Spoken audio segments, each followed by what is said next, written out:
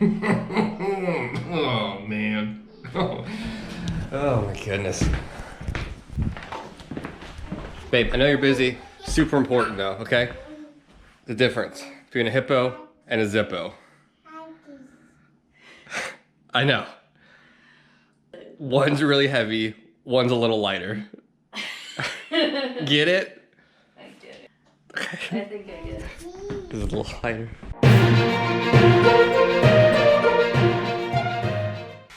Welcome back to the show, boys and girls. I haven't done a Corvette news in like 3 weeks. I apologize, a lot going on. If you follow the channel, you know I was trying to get the push button start done, other little things, had family, blah, blah, blah, etc., etc. In case you didn't see yesterday, I have a car giveaway going on. Yeah, my little Lowe's getter, my Ford Explorer 2005. Good little truck, nothing too crazy, nothing too exciting, but fun little giveaway for the channel. Real quick, if you didn't watch that video, for a chance to win, make sure you're subscribed and comment on a video between that one yesterday until Labor Day when I do the drawing. Just make sure you type in there Explorer somewhere and you're good to go. And more to follow on how I actually do the drawing and stuff. So back to Corvette news here with your host, VetOnVettes. I got 6 fun little stories from all around the globe that focus on the Corvette. See here, this C3 Corvette is actually a restomod. More importantly, it's actually a C6 body underneath. I'm not the largest C3 fan out there. However, you get the rigidity of a C6 with the really cool looks of a C3, now you have my attention. The C3 never really handled that well. They're kind of long, the wheelbase is really long. Of all the Corvettes, they do the least for me. Not a bad car, just not a huge fan. However, this is pretty cool. And this actually comes out of Hungary, the country if you're not familiar. And it's got an LS3 6.2, 430 horsepower. It does have an automatic transmission, but it's pretty cool. It's, you know, it's mounted like a traditional transaxle in the newer C5 and ups. It's got anti-lock brakes, traction control, pretty much the entire steering system from a C6. C6 Z06 brakes, and a custom exhaust system and some other little goodies here. Now, I've seen this in the past with the C1s with the on a C5, it doesn't quite look right. I've even seen some C5 body kits on a C4. Yeah, but this is done right, and the dimensions look right. I would never notice it was a C6 by looking at it, but they did a really good job on this. So bravo to whoever did this. Looks amazing. C8 Corvette news. The C8 Corvette sales are still dominating. If this thing had volume like a Toyota Camry, this thing would be crushing it. It is insane. The first quarter so far of the year, this thing has 51% of the sports car market on lockdown, which is crazy. I put a graphic here to show you some juxtaposition between the different segments, if you will, of cars in the sports car realm. The lower tiers here on the list is the R8, Nissan GT-R, Ford GT, Acura NSX, and the BMW i8, which account for just 1% of this. So it's crazy how fast and how many C8 Corvettes are being delivered. I know they're expensive now, but as soon as that floodgate opens with the Z06 and the C8s become Stingrays, that is not as desirable, I feel bad if you bought one at way over MSRP, but chances are if you did, you're not really worried about money anyways. But these things are going to drop in value relatively quickly, just the sheer volume. You know, this is going back to the late C3 Corvettes when they were pumping out 40, 50, 60,000 units a year, and there's still so many on the road. So that's kind of my 2 cents on this. Yes, they're selling amazing. Yes, it's an awesome car, but critical mass is coming, and these things are just going to plummet in value. When I say plummet, they're going to be at MSRP. So those of you waiting, it might still be a little bit longer, but the market is getting ridiculously saturated with the C8 Corvette.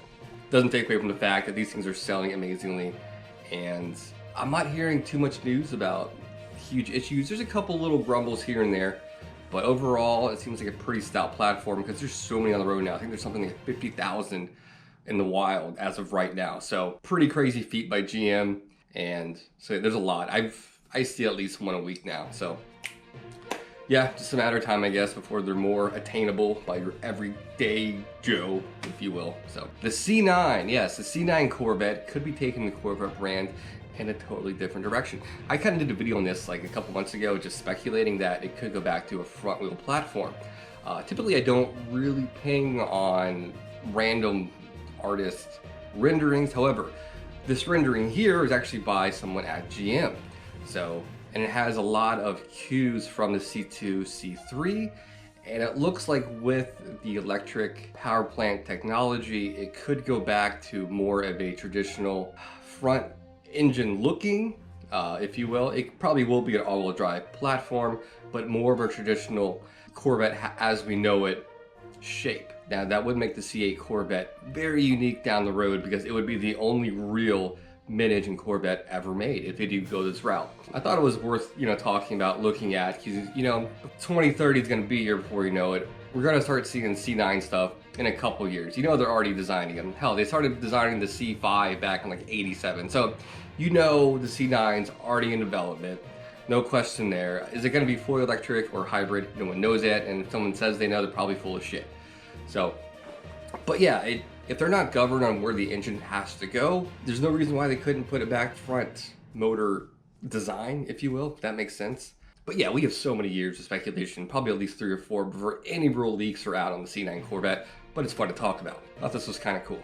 All right, more C8 news kind of ties into C7 news. Now, if you're not familiar, there's a huge class action lawsuit about the C7 Corvette, particularly on the Grand Sport and Z06 rims. Pretty much made of porcelain. These things keep cracking. I'm not sure how the lawsuit's going. I might do a follow up on that in another video, but long story short, C8 Corvette rims have a lot of pitting issues. There's some graphics here. I mean, what do you expect? You're trying to make these things as fast as you can. It was very limited resources to do a lot of stuff right now, so quality control is going to suffer, and here you go, it is suffering. So it kind of makes me a little worried. Like, I know I just said in a couple of stories ago how amazing the C8 Corvette is, how stout it is, but where else did they cut corners?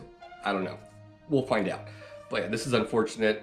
And a statement from GM, only about 10% of the 13,000 or so Corvettes that could be affected, only 10% of those are affected. So you're looking at about 1,300 Corvettes roughly out there right now that they're trying to, it's not a recall out for. But yeah, if you take it back to a Chevy dealership, they will replace them. They'll do a full inspection, all 4 rims, and replace them if necessary. And this affects the open face rims and the Trident wheels. That's how the verbiage is worded here. I'm not really sure what they mean by the open spoke, but that's what they mean, and the Trident wheels.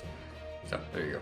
All right, fans of the Corvette in Australia and New Zealand, you're getting your right-hand drive Corvette, which is pretty freaking cool, and pricing just came out for those. Now, they're only selling the 2LT and up. As far as I can tell, they're not going to offer a 1LT package overseas. I guess it just makes sense. It's going to cost them so much money to ship it, and it's going to start at a cool $145,000. That's roughly $110,000 in the US. So pretty much you're getting it at markup here. So we're paying the same here, so don't feel bad. And yes, they will get a convertible as well. And furthermore, both markets in Australia and in New Zealand will be getting the new 2022 Carbon Edition, which is yet to be revealed to the public, but they're getting one as well. Now, this last story is interesting. There's a man, doesn't say where from. He's trying to break the land speed record in a commercial car. He's got a 2008 Corvette. All right, you're like, okay, whatever, no big deal. The unique thing is he's blind.